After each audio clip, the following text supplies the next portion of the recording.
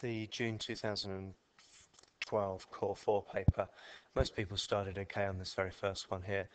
First of all, bring the denominators up to the top, so we've got a lots of x minus 3 plus b lots of x, and that has to equal the 5x, take away 6 at the top there, and let's pick a number. Let's let x equals 3 to start with. That makes that thing 0, so we've got 3b equals 9, and that gives us b is 3.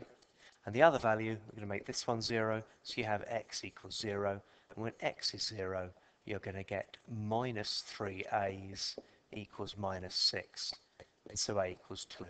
So the answer to the first bit, we've got 2 over x plus 3 over x minus 2. X minus 3, sorry. Yeah, x minus 3. And for part 2 here, we've got to integrate this thing. I'm not going to write it out again. I'm just going to put an integral sign around it to show you this. And the integral of 1 over x is ln x, and we've got 2 of them, so it's 2 the natural log of x, 2 log x. Here we've got a 3, so it's 3 the natural log of x minus 3. I'm going to add a plus c there and the end as well, and there's our integral done. Most people are okay on that first bit.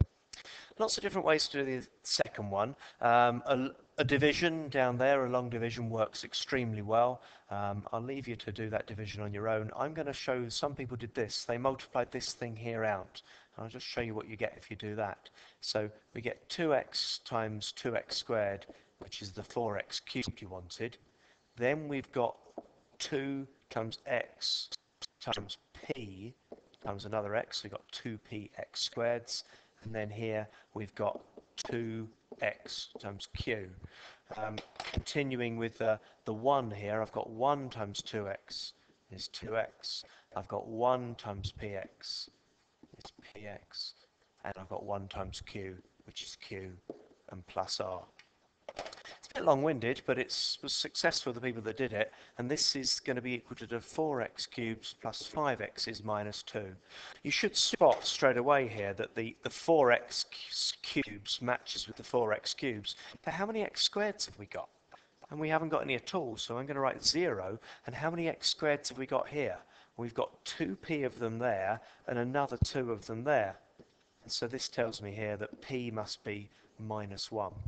Let's do the same now with the x's. Look into the x's. We've got 5 of them here. We've got 2q of them there. And how many x's we got there? We've got p of them. We already know p is minus 1. So let's stick that in there, add 1, and that gets us that the q is 3. And finally, I'm just going to count the numbers. The numbers here, I've got minus 2. The constants are minus 2. And the constants here are just the bit on the end, q plus r. I already know that q is 3, and so that means r must be minus 5. There's my p, q, and r. People that did it dividing, doing a long division of that, divided by 2x plus 1, I mean, they did fine as well. This means that this integral that we've got to do now is actually going to be, let's move down a little bit, I've got a bit more room. This integral that we're trying to do here can be changed to make it look easier just because of this fact here. So we're actually trying to integrate the thing we just worked out, 2x plus 1 times by 2x squared, and p was minus 1, wasn't it? And q was 3, plus r, or minus 5, all over 2x plus 1. And we're trying to integrate that with respect to x. Well, we can split it into 2 bits. If we look at this bit here, then they can cancel. And we're getting the 2x squared minus x plus 3 left. But on this bit here, they won't cancel. And so we've got a 5 over 2x plus 1 still to do. Just finally, we can integrate that. And the 2x squared goes to a 2x cubed over 3. The x goes to a x squared over 2. The 3 goes to a 3x, and here we've got one of those natural logs coming in, a ln. It's going to be the ln of the bit on the bottom. We've already got a 5 out the front there, and we've got to divide by that 2 as well. I'll add a plus c on the end for good measure. And that is question 1. The mark scheme for it is here. You can pause if you want to have a look over it. There's the long division,